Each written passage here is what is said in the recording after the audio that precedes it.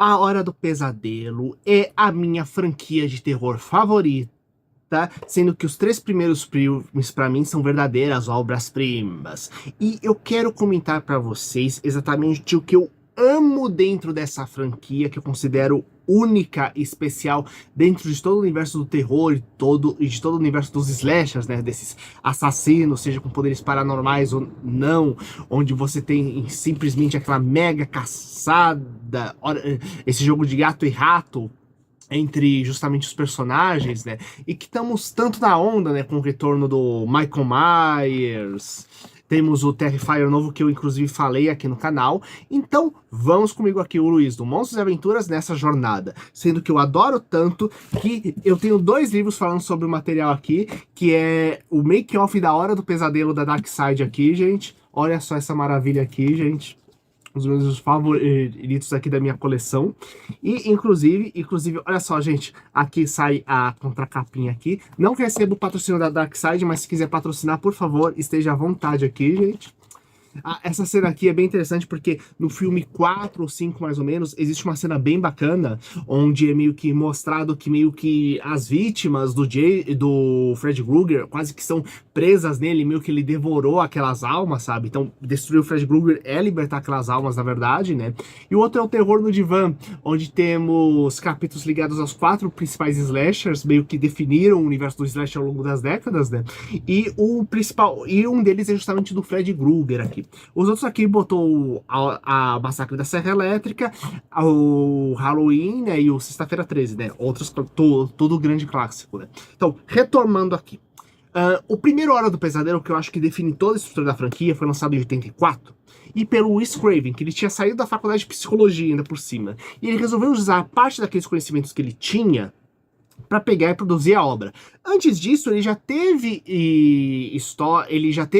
envolvido, dirigiu produções de outras histórias de terror, né? Inclusive de gênero variado, né? Sendo que uma delas foi até o Monstro do Pântano, a primeira versão do monstro herói da DC Comics no cinema, que é um filmezinho bacana, você consegue achar por aí, inclusive tá na Amazon Prime, quem quiser pegar e assistir o material. Tem box de DVD lançado no Brasil, com os filmes 1 e 2 ainda por cima, né? Que o 2 não foi ele.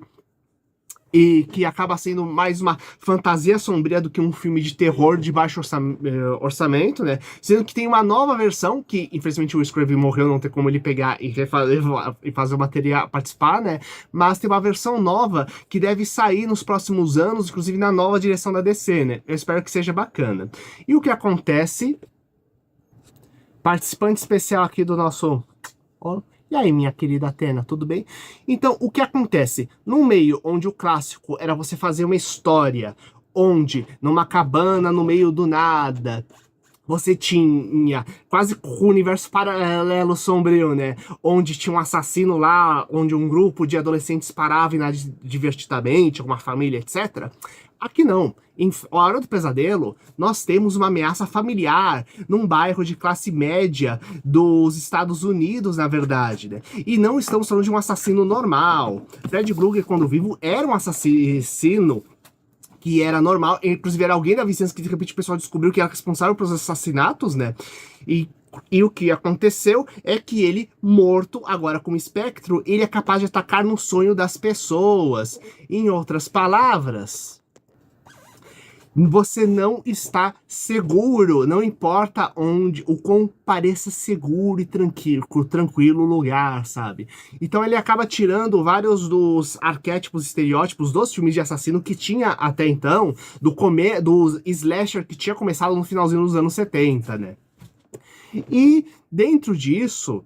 Vamos pegar a sinopse geral da Hora do Pesadelo, que a partir daí a gente vai destrinchar, lembrando que eu vou colocar certos spoilers aqui, porque é uma análise mais profunda, mas é o seguinte, na obra original, no filme de 84, nós temos a Nancy e seus amigos que começam a ter sonhos com uma pessoa desconhecida, uma figura misteriosa, pesadelos, né? Só que parece que partes dos sonhos estão se realizando, até que um dos membros do grupo morre de forma brutal, e o outro, que era o namorado da menina que morreu, é acusado de assassinato. Só que toda vez que ela começa a investigar a figura misteriosa, ela descobre que os parentes, familiares dela, começam a afastar ela, não simplesmente da investigação do que está acontecendo, mas de ela pensar em qualquer coisa sobre quem é a figura estranha de chapéu, roupas listradas, uma garra metálica no lugar da mão que está atacando ela nos pesadelos e aparecendo nos pesadelos dos amigos.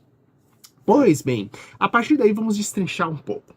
Fred Krueger não é um assassino comum.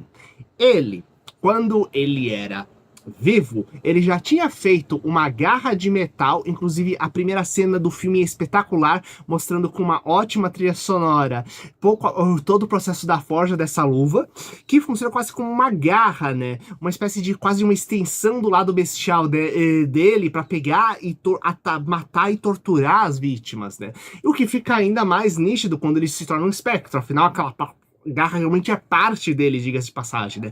É uma luva, só que uma luva materializada através do poder espiritual dele, do caso, né? Sendo que, ainda por cima, como espectro, ele entra dentro do sonho da pessoa e ele o distorce para atacar e causar medo. Porque se ele se alimenta do medo da pessoa que tem e ficando cada vez mais forte, medo em relação a ele. Então, a ideia básica é, ele tem que ele é sádico, cruel, porque quanto mais ele tortura, mais forte fica o medo da pessoa em relação a ele, e com isso ele fica mais poderoso até conseguir ter força suficiente para materializar aqueles sonhos e matar a pessoa de uma vez, sabe? Então é uma pessoa que se alimenta do pavor e do medo dos outros. E ao mesmo tempo, como eu falei, né?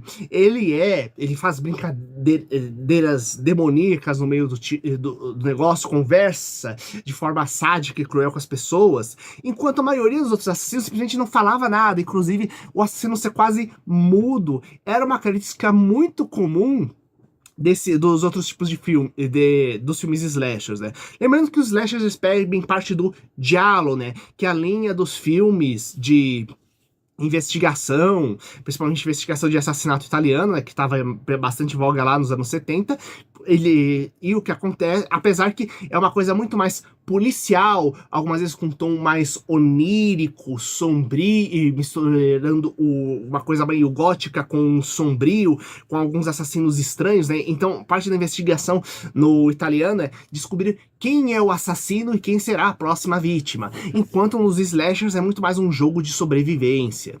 E no Fred Krueger temos o fato de que na prática se ele ataca dentro do sonho, e se ele modifica ao redor, e você tá sozinho lá dentro com ele. Número 2, se ele tá, e na prática, ele tá criando toda uma micro-realidade e modificando ela para atacar você.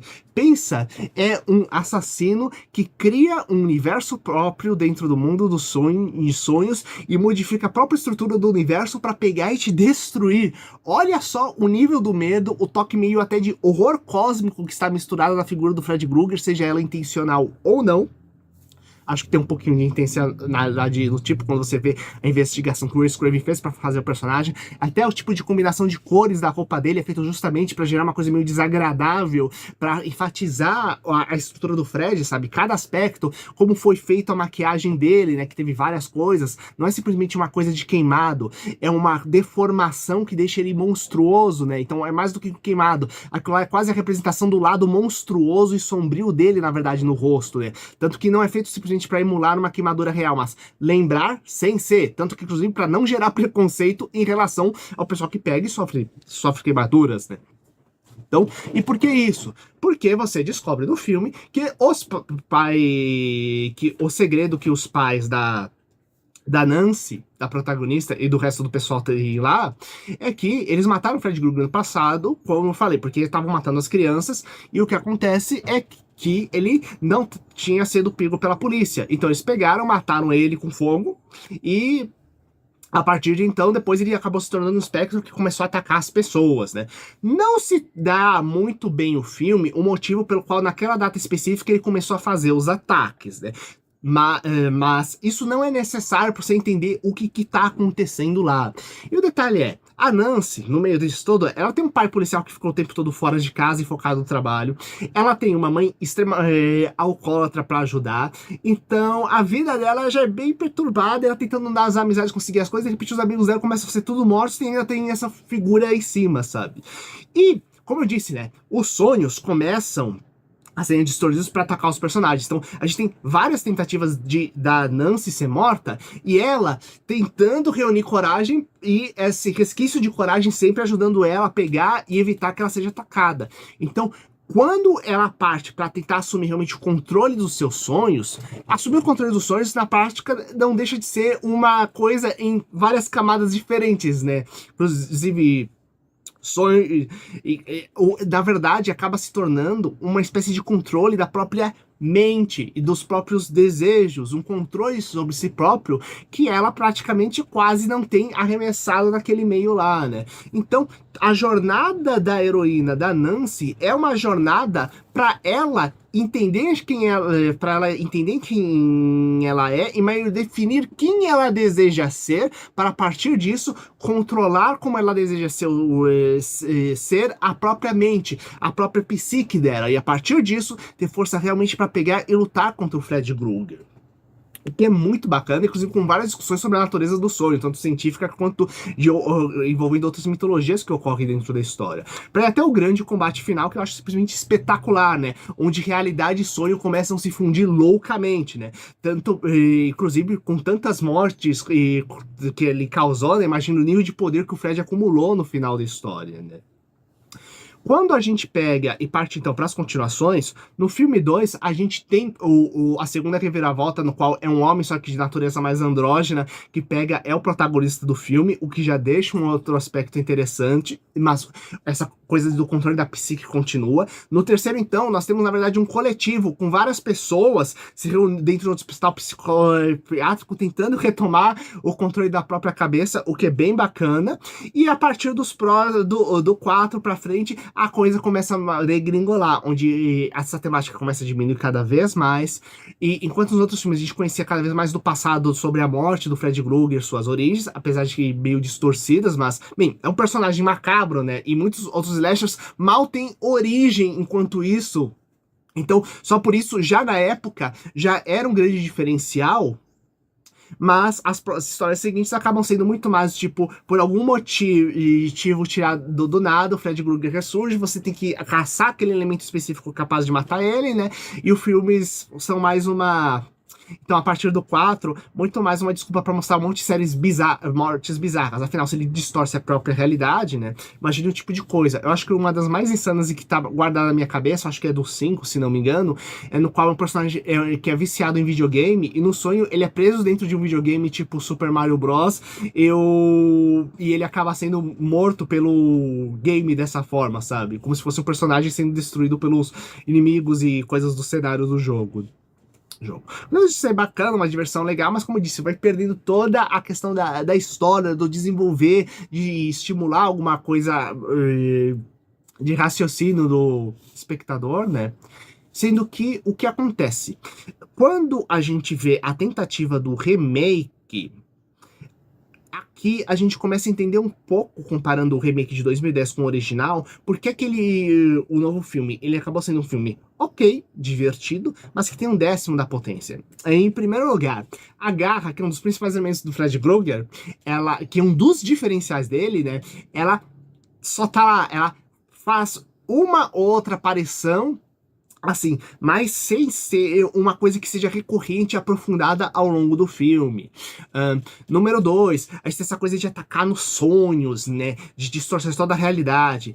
E no remake, o cenário é um ponto bem específico. Na verdade, quase todos os sonhos são praticamente o local onde tá... Exceto aqueles no qual você não sabe se está sonhando realidade ou não, que esse é um ponto da hora do Fred Krueger, onde você tem muito frequente no primeiro filme, que você não sabe exatamente quando o personagem está sonhando, a partir do momento que o personagem está sonhando ou não, Aqui a gente tem um pouco disso também, porém o ambiente principal dos sonhos acaba sendo um grande labirinto metálico que onde foi o Fred, onde o Fred morreu, na verdade, né? Inclusive, tipo, não vou dizer que o filme é ruim, na verdade é um filme divertido, quem quiser assista, inclusive quem nunca assistiu Fred Krueger, quiser começar pelo remake depois, que é mais, tem uma estrutura de filmagem mais próxima do atual, né? Então mais fácil de absorver. Depois ir pro clássico de 84, eu acho que é uma ótima experiência, porque você vai ver um negócio, nossa, uma historinha bacana, vou ver o original, depois você dizer, nossa, já que você já vai estar acostumado com certos elementos do Fred Krueger. Então a gente tem uma diminuição da potência. E a gente quase não tem discussão sobre a questão de sonhos. É quase sempre sobre quais os efeitos, como os pesadelos você pode ser morto neles, os personagens começam a ter privação de sonho para poder pegar e não dormir, enquanto tentam pesquisar um jeito de descobrir onde tá o Fred, o corpo do Fred de verdade e destruir ele, sabe? Tipo, agora você tem uma perda muito grande toda a questão da natureza onírica do funcionamento da mente, porque tem no primeiro filme, e que nos primeiros filmes, na verdade, inclusive porque o Wes Craven, como eu disse, ele era psicólogo, e essa natureza quase não tem aqui. Então acaba se tornando, tipo, mais um slasher divertido, com uma investigaçãozinha. Só que quem já assistiu Fred Krueger, algum dos filmes, ou já conhece geral a história, o que é bem fácil nos tempos atuais, tipo, perde metade da potência que poderia ter, sabe? Então, quando a gente pega numa possibilidade de um novo Fred Krueger, coisa que pode acontecer porque os responsáveis pelo Último Exorcista, e não o filme Último Exorcista, mas pelo filme Exorcista atual e pelo filme e pela trilogia recente do Halloween, estão tentando negociar os direitos. Na minha opinião, só faz sentido um novo Hora do Pesadelo se houver realmente pegar todas as pesquisas e conceitos sobre a natureza dos sonhos e suas possibilidades e colocar na mesa e discutir. Afinal, uma coisa importante estamos em um mundo pós a origem, pós a Cela, entre outras obras que trabalham de forma espetacular a natureza dos sonhos. Então, inevitavelmente, vai sofrer comparação o Fred Krueger novo com esses filmes. Inclusive, eu faria de forma meio que inconsciente isso. E a questão é, com tanta coisa legal sobre sonhos, se for para fazer um novo assassino dentro desse meio, que seja trabalhando uma coisa distinta, diferente e aprofundando essas temáticas. E vocês, já assistiram A Hora do Pesadelo? Quais são os filmes do tema favorito? Coloque aqui embaixo, compartilhe com seus amigos e até o próximo vídeo. Falou! Quando eu fiz um vídeo falando sobre Beer Exploitation, meio do tipo, e onda explosão de ursos no novo cinema atual, vocês acharam que eu tava brincando? Pois é, aqui agora vai sair resenha de Puff, Sangue e Mel, que sim, vai estrear no Brasil agora, justamente, dia 10 de agosto no cinema, e o que tem de interessante? Será que existe alguma coisa divertida nesse filme que teve tanta gente falando mal em cima, enquanto o outro pessoal mais fã de certos subgêneros de terror acabou se divertindo bastante? Lembrando que o filme, ele teve um orçamento de em torno de 100 mil dólares e passou dos 5 milhões de bilheteria, o que é uma coisa ultra pífia comparando com os grandes cinemas, porém, basicamente transformou em milionários seus realizadores. Então, venham comigo pra gente entender a origem disso daí, o que achei do filme e algumas coisinhas legais para discutir. Eu sou o Luiz, bem-vindos ao Monstros e Aventuras. Primeiramente, a obra foi feita pela Judgment Age, que é uma empresa conhecida justamente por suas obras de baixíssimo orçamento, mas que abundam criatividade, né? Tanto que o primeiro filme que eu cheguei a assistir deles foi o Hotel Dinossauro, onde temos uma dona de casa, mãe de família, tentando pegar e pagar as contas do catástrofe que tá em casa com a família, entrando num jogo mortal, só que ela descobre que o tal jogo, ao invés de ser apenas uma brincadeira estilo de televisão, na verdade é um jogo mortal de verdade, só que as armadilhas do hotel onde ela tá, do qual ela precisa escapar, na verdade, são dinossauros de verdade criados por experimentos genéticos lá no meio.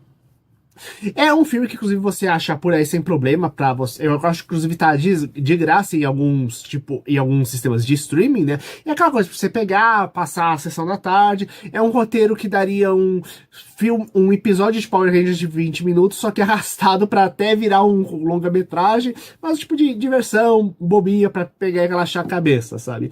E dentro dessa tipo de experimentação, o que acontece? A empresa pegou justamente a marca do ursinho Puff, que ficou em domínio público. Lembrando, marcas em si, que é o nome com logotipo bonito e tudo mais, elas não ficam em domínio público. Porém, as histórias e os personagens de algo que tenha sido criado vai ser colocado em domínio público 70 anos depois da morte do autor, dentro da maioria dos países aqui ocidentais, né? E com algumas caras de exceções, como uma gambiarra legal que a Disney fez em relação com o Mickey, mas vamos entrar em detalhes depois. Mas o que acontece, então, o Ursinho Puff era originalmente uma série de livros infantis, os direitos foram comprados pela Disney, que produziu um monte de seriado e filminhos, tá tudo disponível para assistir no Disney Plus, quem quiser. Quem quiser pagar, né? E o que ocorre é que assim que expiraram os direitos autorais, lembrando, dos livros infantis, não das obras da Disney que continuam sendo da Disney, por um determinado período ainda. Então, eles pegaram a ideia de, e que tal fazermos um filme de terror? O que pode parecer meio estranho, mas é o seguinte, quando você vê a história envolvendo justamente a produção dos livros do Ursinho Puff, você descobre que digamos, o autor do livro, o escritor, se inspirou no próprio filho para criar o Christopher Robin, que era o protagonista. Porém, ele não tratava lá muito bem o filho, e o filho, coitado, sofria vários bullying justamente por causa do nome que era usado nas historinhas do Ursinho Puff. Então o cara tem altas brigas envolvendo o pai, na verdade, a criança. Então, faz sentido você pegar justamente essa parte, né, que é que, na verdade, o Christopher Robin, de verdade, na verdade, é traumatizado pelo Ursinho Puff, e fazer um filme sobre isso, sabe? Pegando e justamente na onda do terror. E número 2. A gente tem toda uma linha de slashers, isto é, filmes de perseguição, assassinato, que são menos focados no suspense, mas sim justamente no clima de perseguição e nas bizarrices, meio, algumas vezes até chegando a poderes sobrenaturais dos assassinos, né? Os mais famosos, né? O Hora do Pesadelo, com Fred Krueger, o Sexta-feira 13, né? Com o Jason lá naquele acampamento amaldiçoado, recentemente o Halloween que ganhou remake, né? E o que acontece? Além desses grandes filmes que nós tivemos, e que temos aí, ainda numa certa onda de remakes, nós tivemos também, ao mesmo tempo nos anos 80, uma série de filmes menores, que apenas brincam com a estética e com o fato da pessoa ser fã de terror, e vão fazendo experimentações para contar histórias que não são exatamente aquelas coisas elaboradas, inclusive elas não são histórias de humor, mas do tipo não se levam a sério. É quase um pessoal brincando de fazer um filme do que uma história mais séria mesmo, mas que possibilita, como eu falei, várias experiências em termos de enredo. Talvez um dos mais clássicos seja, inclusive, se a gente pode usar outro clássico dentro disso daí, é a linha de filmes Massacre na Festa do Pijama, né?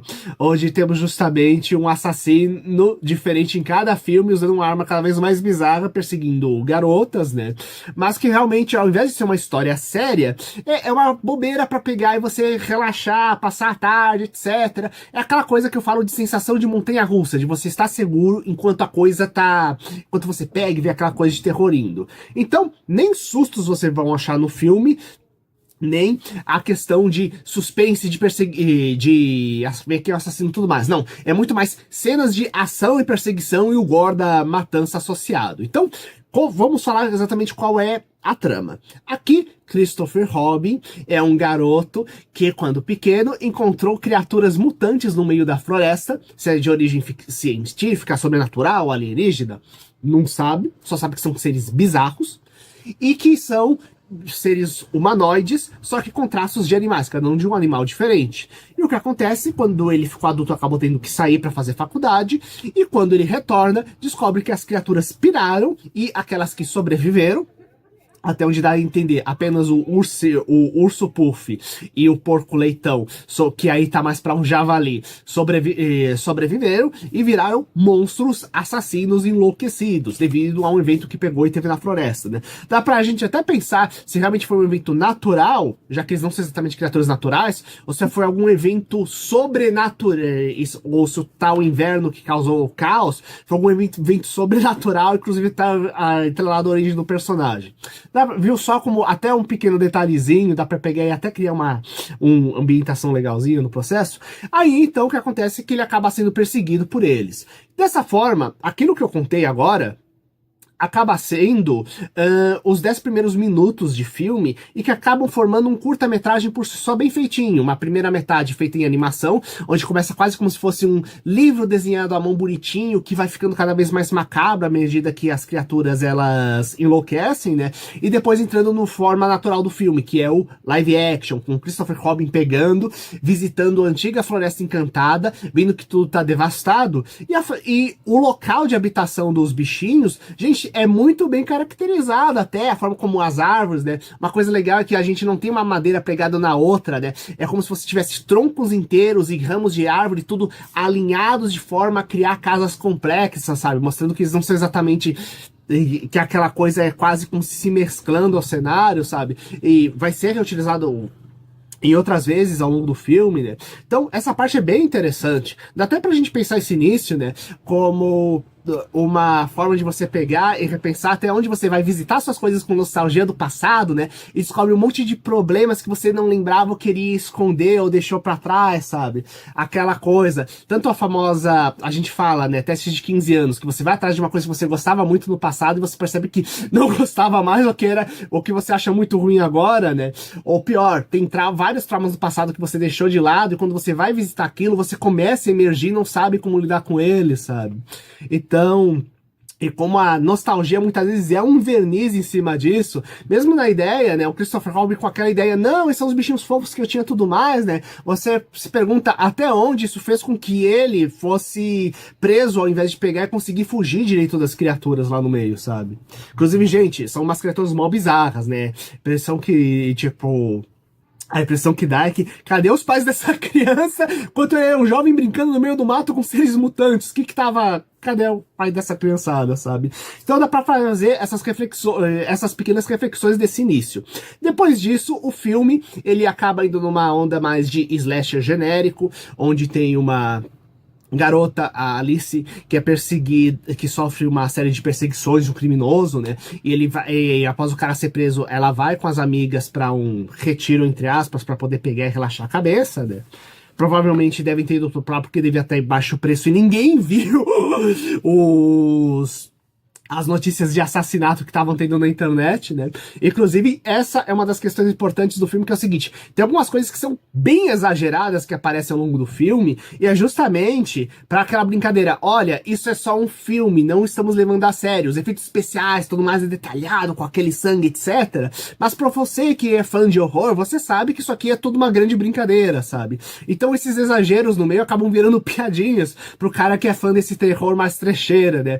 Esse terror que tinha muito de locadora dos anos 80, na minha opinião, sabe? E que a gente não vê tanto por aí. Inclusive, mesmo o horror de baixo orçamento atual, né, mudou bastante. E uma coisa que a gente vê meio problemática é que se você tenta ir atrás desses materiais antigos, o pessoal fala tanto de nostalgia dos anos 80, só que, gente, temos uma quantidade absurda de material de antes dos anos 2000 que a gente não tem acesso. Meio que a gente tem as grandes produções dos grandes estúdios da época, elas têm, especialmente, a gente tem, principalmente porque muitos desses grandes estúdios têm os seus próprios sistemas de streaming, porém, os sistemas de...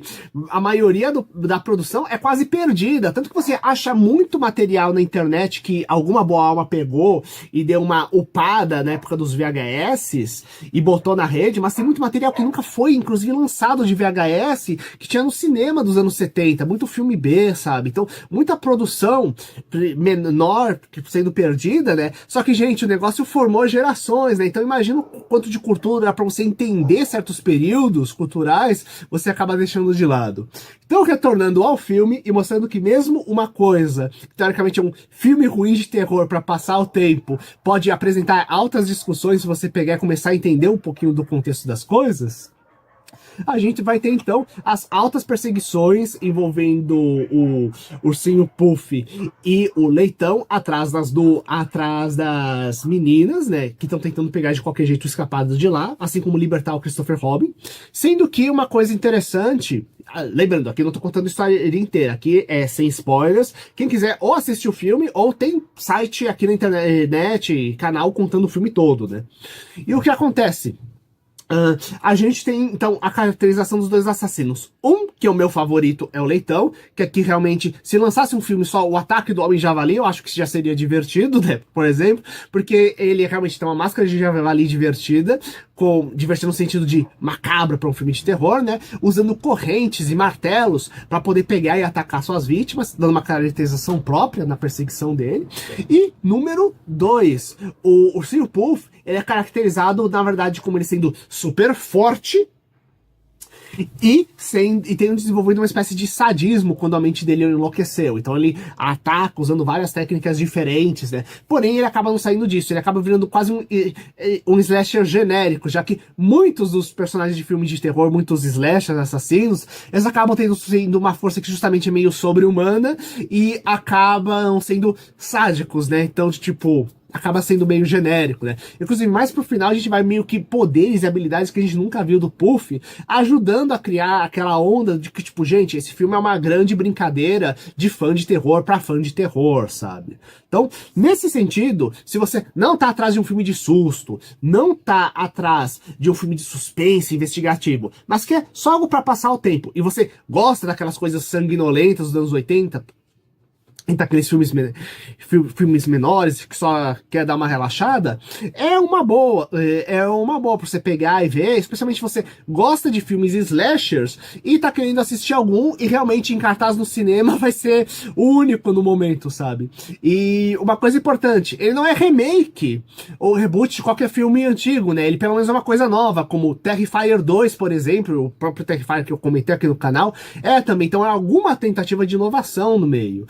Inclusive, uma coisa divertida é que o diretor desse filme, antes de fazer o Terrifier, antes de fazer o Ursinho Puff, um ano antes, ele chegou a fazer um filme sobre um coelhinho da Páscoa assassino. Na verdade, um cara vestido de coelho da Páscoa, que ataca as pessoas, né?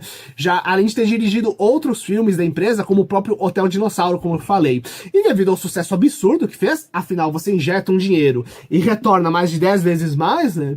Eles estão fazendo também de outras obras, né? Como Ursinho Puff 2 e também, que como eu falei pra vocês, dá pra até desenvolver umas coisas qual a origem dos mutantes e tudo mais, fazer umas coisas mais elaboradas no meio. E outros clássicos, né? Como o Peter Pan, que eles estão fazendo, que também tem domínio público, e também tem altos problemas, sabe? Como, por exemplo, a questão da representatividade indígena, que é péssima dentro do universo do Peter Pan, sabe? Então, é claro que a gente pensa quais outros traumas e coisas vão trabalhar, e o quanto, na verdade, se a gente pensar que a ideia do Ursinho Puff é justamente pegar uma coisa clássica de infância e fazer uma versão terror, até onde se encaixa muito bem nessa onda de filmes dos anos 80, porque ele não tenta ser oitentista, mas nos anos 80 a gente teve uma quantidade absurda de desenhos animados justamente baseados em ursinhos fofos, sabe? Então faz sentido alguém que seja agora adulto, anos depois, se quiser fazer um filme sobre traumas da infância, pegar justamente ursinhos para pegar e representar esses traumas. Tanto que, justamente, o Five Nights at Freddy's usa justamente bonecos animatrônicos, o principal deles de urso, justamente para trabalhar um pouquinho dessa questão no próximo filme que vai vir aí, né? E que a gente vai tentar assistir para conversar aqui do canal. E vocês? Quais outros filmes de terror, quais outros slashers vocês já assistiram que gostam? Coloque aqui embaixo, compartilhe com seus amigos e até o próximo vídeo. Falou! Gun 2 está em produção, Five Nights at Freddy's 2 também está em produção, Chuck continua forte, inclusive com seu seriado. E o Invocaverso, onde temos Annabelle, continua firme e forte com suas novas produções. Pois bem, estamos tendo uma nova era de brinquedos do mal, coisa que começou lá nos anos 80, e justamente um dos seus maiores representantes mais antigos, que é o Chuck, se origina em 88 com o filme O Brinquedo Assassino. Pois bem, será que esse filme é interessante até hoje? Pois eu vou mostrar nesse vídeo que sim, e que vale a pena ser reassistido, galera. Então venham comigo aqui com o Luiz do Monstros e Aventuras pra gente falar dessa obra. Primeiramente, a obra de 88, ela aparece num período onde justamente a gente tem o ápice dos filmes de slasher, isto é, dos assassinos, justamente daqueles filmes que é mais de sobrevivência do que descobrir tanto o assassino, e onde a gente tem aquela coisa que começou a ficar cada vez mais com toques sobrenaturais. Primeiro a gente começou com pessoas perturbadas, só que com uma altíssima capacidade de caçar os outros. Com o tempo começamos a ter toques sobrenaturais, tanto que eu cheguei a falar do A Hora do Pesadelo, que realmente brotou o sobrenatural com força dentro do gênero. E o que acontece em Chuck, mas precisamente no primeiro brinquedo assassino, nós temos justamente a história de um criminoso que, ao estar à beira da morte por estar sendo perseguido pela polícia, ele transfere a alma dele usando um ritual para um boneco e usa essa nova forma para se vingar dos seus justamente assassinos. E o que ocorre? Em primeiro lugar, esse filme, ele já pega e trata o slasher de uma forma diferente. A maioria, justamente, dos assassinos dos outros filmes, mesmo o Michael Myers, o Jason, a gente conhece a história deles mais pra frente, mas a maioria deles são assassinos mudos. O Jason, o Fred Krueger, que pega e começa a inovar, criando um assassino que fala, que é mais sádico, etc. E, ao mesmo tempo, a gente conhece mais a história do Chuck do que a maioria desses assassinos. Tanto que a gente vê ele antes da transformação justamente como um criminoso, e ao longo da história, à medida que vai sendo investigado para você saber o que está acontecendo, o que está acontecendo quando a polícia vai investigar ele, quando a mãe do garoto que vai pegar o boneco pega e tenta descobrir o que está com diabos acontecendo, vai atrás da história justamente do cara, acaba justamente descobrindo toda a sua origem como criminoso e ao mesmo tempo como ele foi tendo contato e se tornou um aluno de magia das trevas. Então é bem interessante que temos um personagem que ao mesmo tempo ele é um feiticeiro maligno, ele é um boneco amaldiçoado e ainda por cima ele é um assassino experiente, ele conseguiu pegar o pior de todos os mundos para criar um super criminoso. Mas isso não é à toa.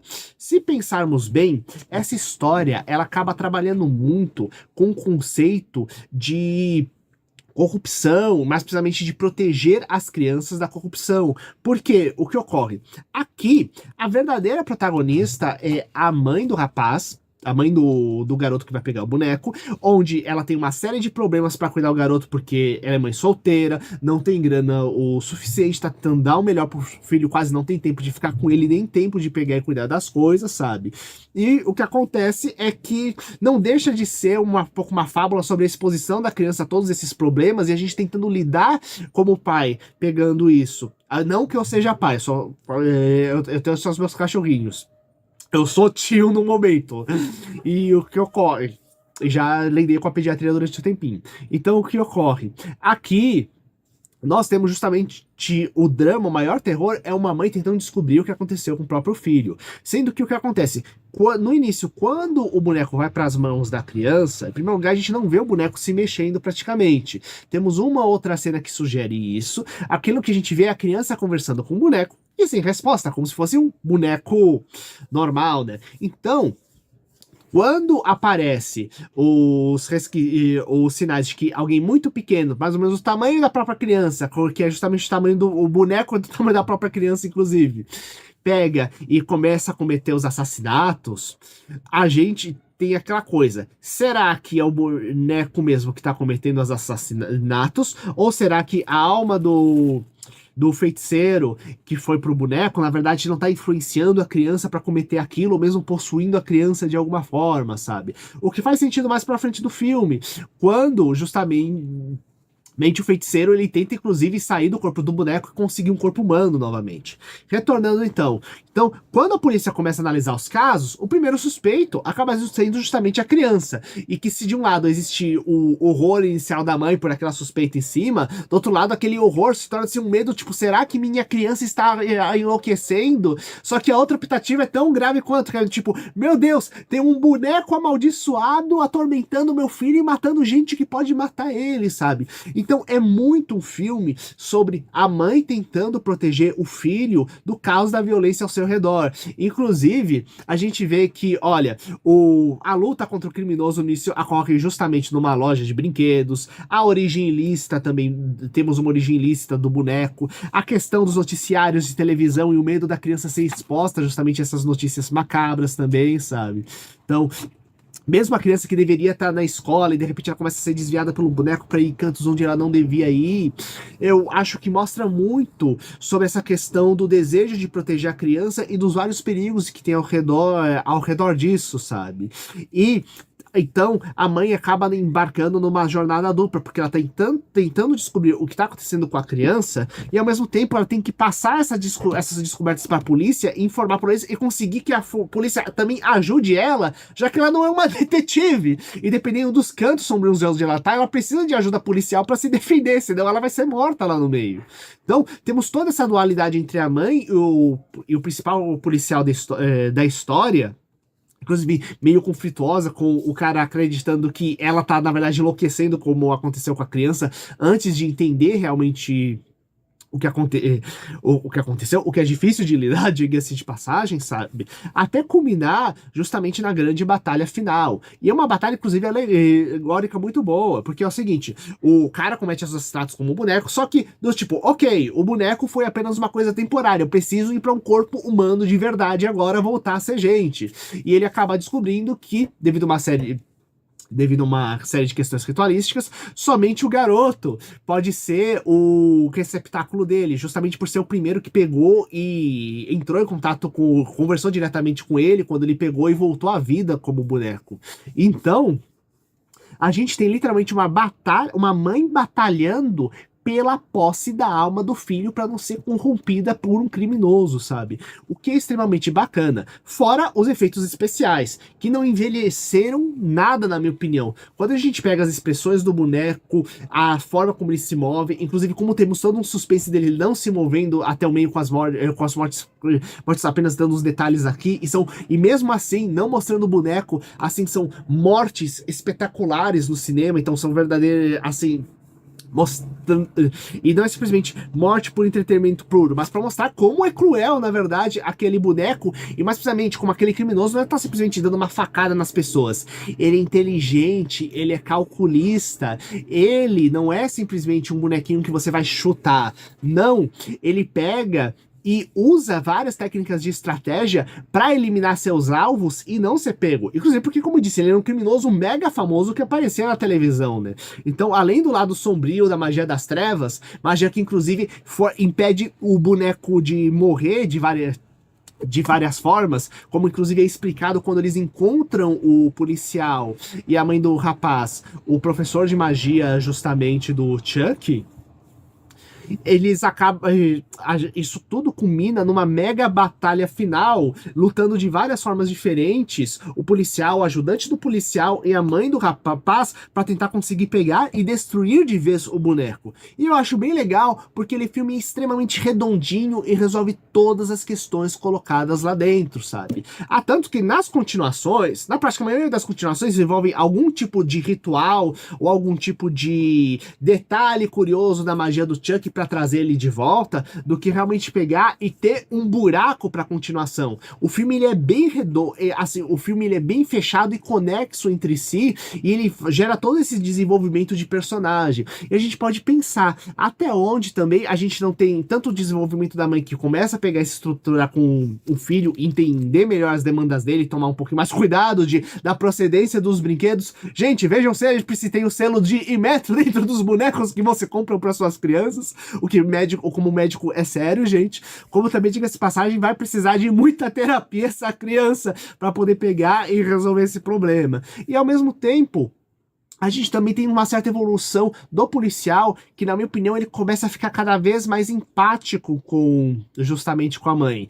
É aquela coisa, não é simplesmente aquela coisa de caçar criminoso, mas ele tem que aprender, inclusive temos a questão do próprio policial tendo que lidar com o fato de ter matado alguém, não é um policial frio, ele pega e diz, não, cada morte que eu faço tem um peso na minha consciência e um peso da sociedade. Eu não posso sair exterminando aqui. Tem que ser tipo, apenas em casos extremos para fazer isso. E ao mesmo tempo ele vai desenvolvendo uma empatia e aprendendo a se colocar no lugar, não apenas caçar os criminosos, mas se colocar no lugar das vítimas para ajudá-las, sabe? O que eu acho extremamente bacana dentro da história do filme.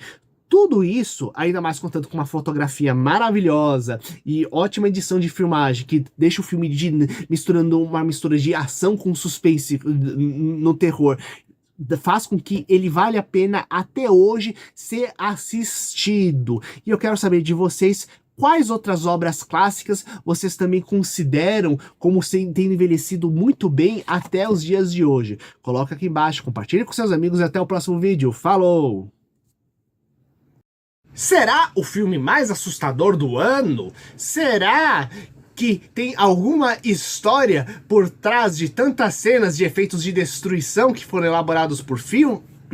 E será que você precisa assistir o primeiro para entender? Pois bem, descubram todas essas dúvidas aqui, sem spoilers, na nossa análise de Terrifier 2, aqui comigo, Luiz, do Monstros e Aventuras. E já respondendo a primeira pergunta, o filme ele é completo por si só, como foram todos os outros filmes do Terrifier. Pois sim, teve mais de um filme, só que os outros eram curtas-metragens, sendo que o chamado primeiro, que tem realmente o nome de Terrifier, na verdade é o primeiro longa que é estrelado pelo Art, o palhaço, que já fez aparição em outras curtas-metragens do mesmo diretor.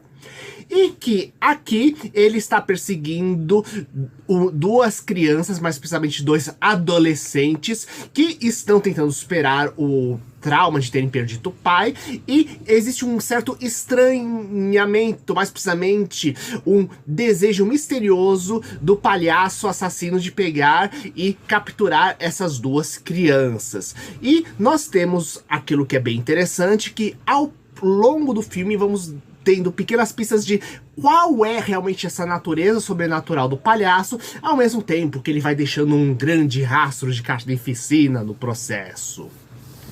Pois bem, o filme 1, ele acaba sendo colocado em pequenos pedaços aqui o que aconteceu, já que é falado de uma grande massacre que aconteceu alguns anos atrás e que supostamente o palhaço teria morrido, porém voltado de alguma forma, sendo que basicamente quase toda a história do primeiro filme ela já está inclusa aqui dentro nesses momentos de comentários onde os personagens vão falando, já que o primeiro filme, como eu disse, é praticamente quase uma desculpa só para exibir os efeitos especiais práticos. Isto é, basicamente a gente não tem quase computação gráfica na história, sendo tudo feito realmente com manequins e maquiagem.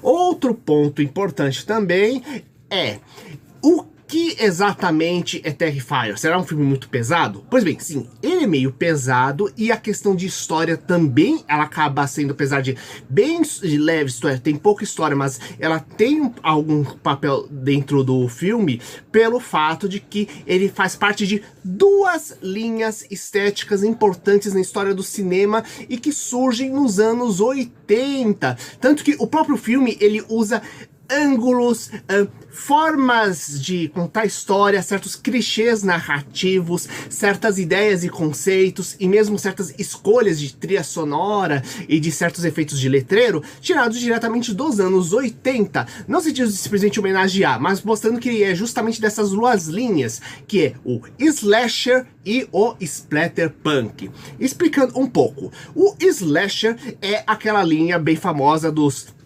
assassinos, de perseguição, só que eles fogem do filme normal de suspense policial, de você ter que descobrir quem é o assassino, simplesmente correr dele, pois nos filmes de slasher, eles têm digamos, características estéticas únicas e o ênfase muitas vezes no horror causado e no terror causado pela perseguição intensa e pelas mortes extremamente bizarras que vão sendo ocasionadas pelo assassino, gerando um pouco aquela sensação que a gente tem na montanha-russa de sempre estar à beira da morte, mas a gente sempre tem a nossa segurança em frente da poltrona. Inclusive dentro desses filmes que se desenvolve a figura da famosa Final Girl, isto é, a garota mais corajosa e inteligente que acaba sobrevivendo ao massacre justamente por esses atributos que ela possui. E aqui nessa história, sim, nós temos um assassino bem diferente e nós temos sim uma Final Girl, porém eles conseguem inovar dentro desse gênero que foi ressuscitado recentemente. Primeiramente, quando tivemos a primeira filme da franquia Pânico, que era basicamente quase um filme metalinguístico falando sobre slashers, que trouxe isso, e posteriormente nós tivemos uma série de remakes de outros slashers. Mesmo o Fred Krueger ganhou remake há uns tempos atrás, estamos na hora do Halloween, Jason tá prestes a ganhar seriado, né? Então temos esse revival de slashers, porém, filme novo, realmente trazendo um novo personagem, tá um pouco difícil de surgir. Então ele já dá um pouco de ares de renovada nessa parte. Então quem gosta de slashers só que daquelas linhas mais violentas, vai curtir o Arte o Palhaço.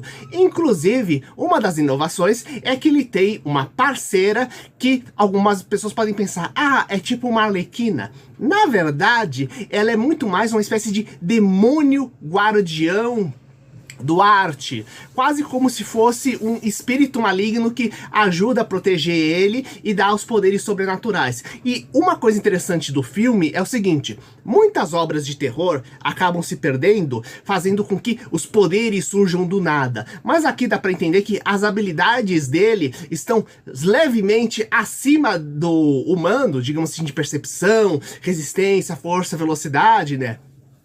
Inclusive a nossa capacidade natural de tentar imitar vozes, etc. E esse espírito maligno ajuda nisso. Então, mesmo as habilidades novas que surgem, elas fazem um certo sentido dentro desse contexto. E você pouco a pouco vai entendendo as suspeitas do que pode acontecer. Eu, inclusive, assim, não existe a explicação exatamente do que são. Porém, na minha opinião, parecem sem dar spoilers, já que como eu disse, isso não é revelado, parecem que são dois demônios que fugiram do inferno tentando possuir corpos humanos. Um que já conseguiu possuir o Arte, o Palhaço, e o outro tentando um novo corpo para possuir. Prosseguindo na história, já a Final Girl, que ela é uma adolescente também, com uma pinta de filme realmente dos anos 80, né? Tem uma coisa bem legal que a armadura que ela usa do pôster, de uma espécie de anjo guerreiro vingador, ela vai sendo construída ao longo da trama com a justificativa relacionada com o Halloween, né? E quando ela finalmente aparece, gente do céu, é um brilhantismo estético ótimo, especialmente quando temos um vislumbre visual que é ela sendo perseguida dentro de um labirinto, construído todo com temática de palhaços macabros. Uma das melhores cenas do filme. E isso é uma coisa interessante, porque o filme ele vai alternando entre as cenas de extrema tensão, quando você não sabe quando o Arte vai atacar, inclusive quando ele aparece, gente, o ator que faz o Arte, ele é genial, porque ele não emite nenhuma palavra, mas ele consegue comunicar as emoções e pensamentos dele perfeitamente através apenas da mímica, da postura corporal, e você sente aquela tensão do tipo que ele vai atacar a qualquer momento e só está brincando com você. Aquela coisa quase como se ele se alimentasse do horror que ele provoca progressivamente nas suas vítimas. E, é claro, alternando isso com as carnificinas, a destruição em massa que ele acaba provocando. E, é claro, temos alguns limites dessa questão desse processo de construção do roteiro, já que, como eu disse, é dado uns pontos do que pode ser, do que está acontecendo, as relações disso com trauma familiar também. Só que a coisa é muito mais um esboço no final do que pode ser as coisas, do que exatamente uma coisa bem precisa. Porém, vamos na segunda parte dessa questão da linhagem do qual vem o Terrifier, porque ele também é de um outro gênero chamado Splatterpunk, que com frequência se junta com Slasher. E o que significa isso? Splatter significa o respingo de uma substância viscosa, sendo utilizado, por exemplo, para respingo de sangue. Punk justamente relacionado com a questão de contracultura. E quando esse movimento surge nos anos 80, é justamente numa provocação, numa revolta em relação até como era produzido horror até o momento, que era considerado um terror muito limpo por alguns, e a ideia era mostrar uma coisa mais visceral, mais direta, com o objetivo de mostrar meio que o caos que existe na sociedade e em nossas mentes. É claro, quando isso é bem trabalhado, isso é realmente mostrado, sendo que uma das obras-primas dessa linha é justamente o Hellraiser, do Clive Barker, que também fez outras obras ligadas a isso, não apenas a franquia Hellraiser, né? Além de outras obras e slashers que acabaram adotando um pouco essa estética.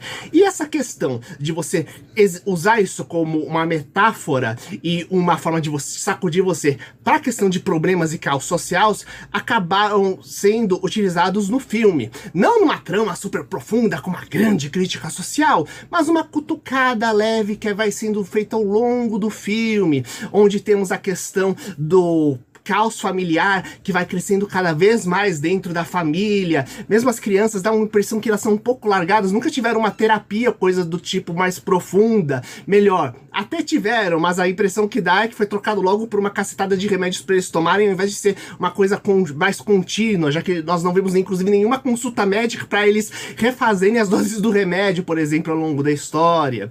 E a questão do caos social como um todo, onde vemos várias vezes dando umas cutucadas na questão de como esses crimes que a gente vê o tempo todo na televisão, muitas vezes de forma sensacionalistas, são abordados, como isso não apenas traumatiza quem vê, mas como isso revive traumas das outras pessoas, como isso deve ser abordado sem se transformar num mero espetáculo, sem você acabar fazendo com que esses apresentadores, que inclusive não faltam mega apresentadores desses programas ditos policiais que pegam e mostram essas reportagens sensacionalistas, que algumas vezes é de denúncia muito importante, mas do outro, você, dependendo da forma como é abordado, você tem quase como um show criado em cima de uma tragédia, né? Então, até onde isso gera uma mega espetacularização justamente de atrocidades. E curiosamente, aquilo que o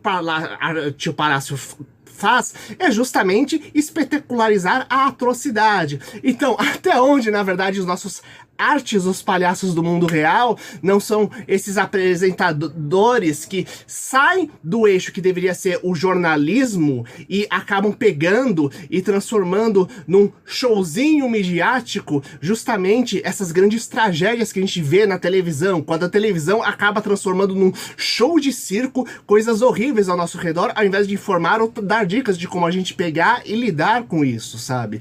Então, acaba sendo isso levemente trabalhado ao longo da história, que apesar de simples, acaba tendo um pouquinho desses traços.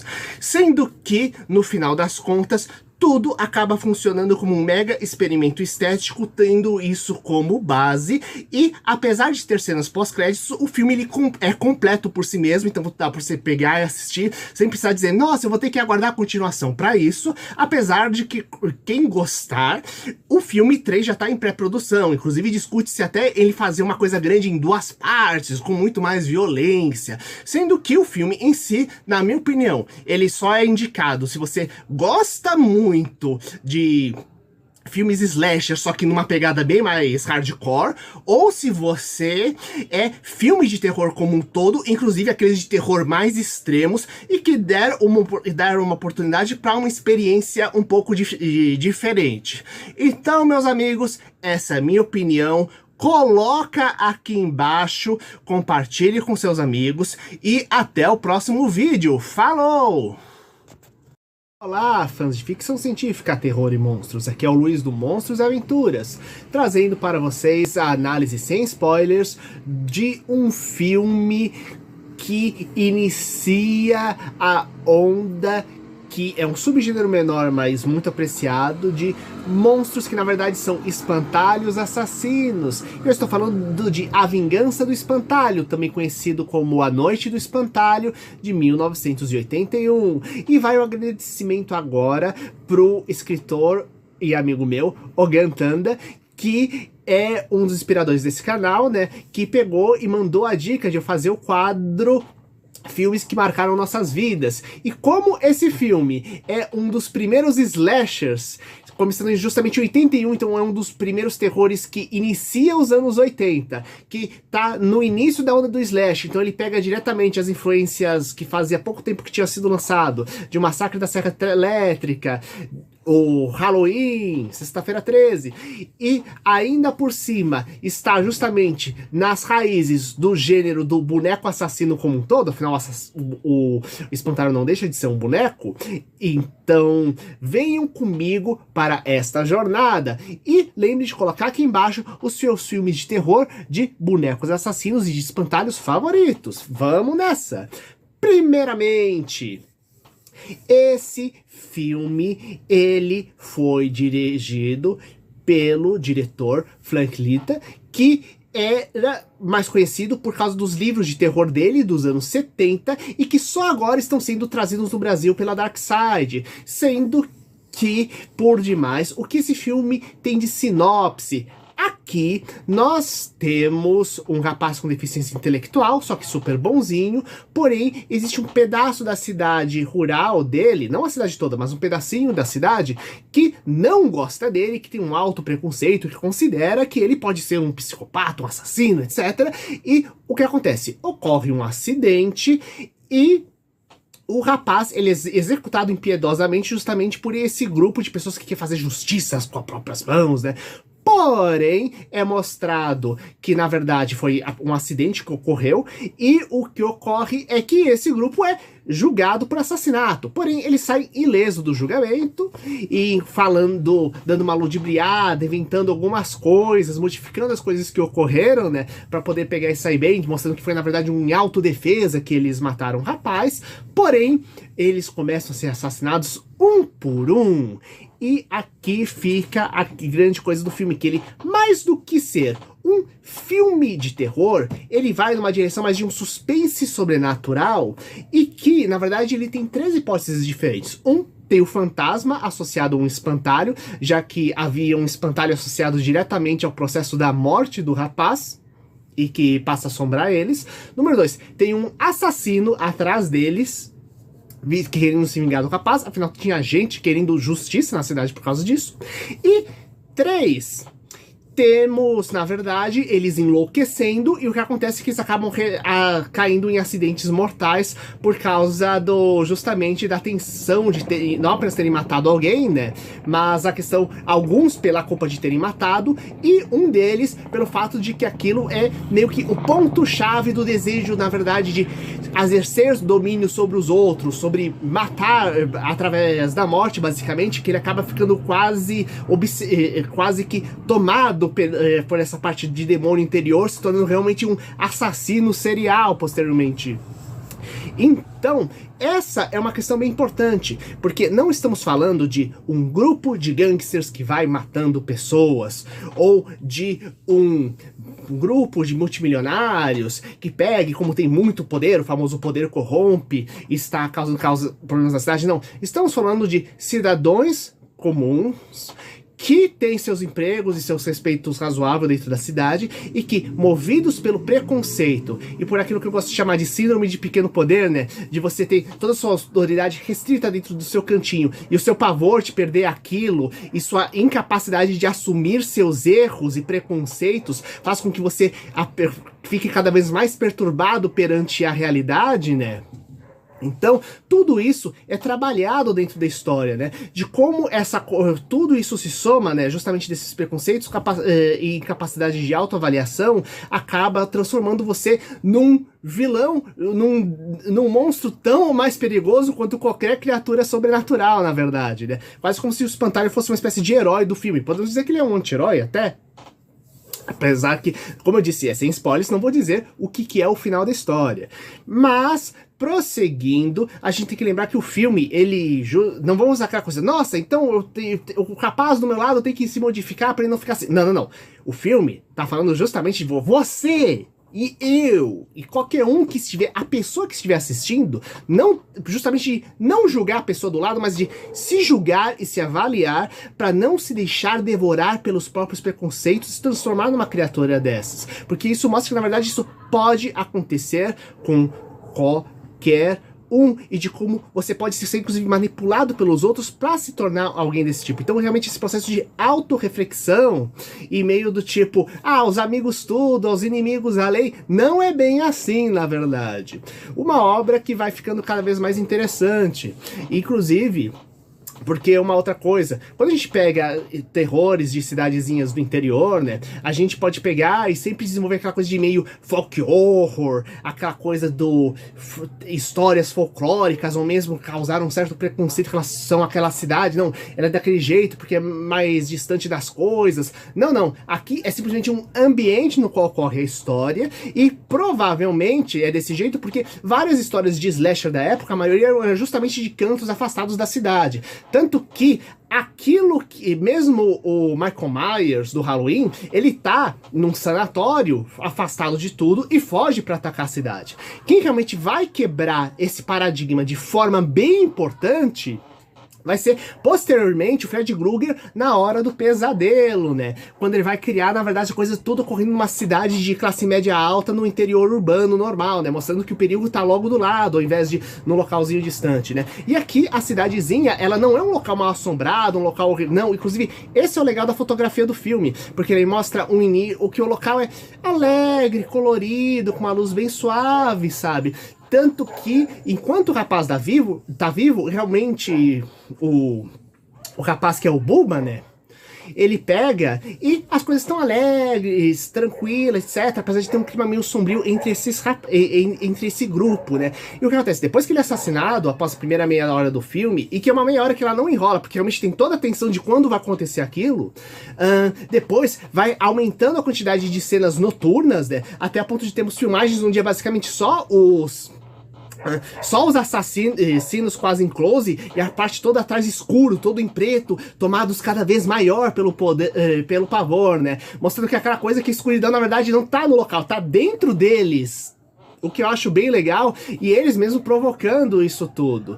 E assim, a gente tem uma historiazinha que é ótima pra quem não curte tanto filme de terror, gore, etc. Como eu disse ali, mais uma coisa de investigaçãozinha que você vai vendo as coisas, à medida que temos o trabalho da evolução psicológica de cada personagem, e daquela toda a reflexão sobre até onde é fazer a justiça com as próprias mãos e até onde não se deixar levar pelo impulso e pelas próprias emoções para realizar as atividades.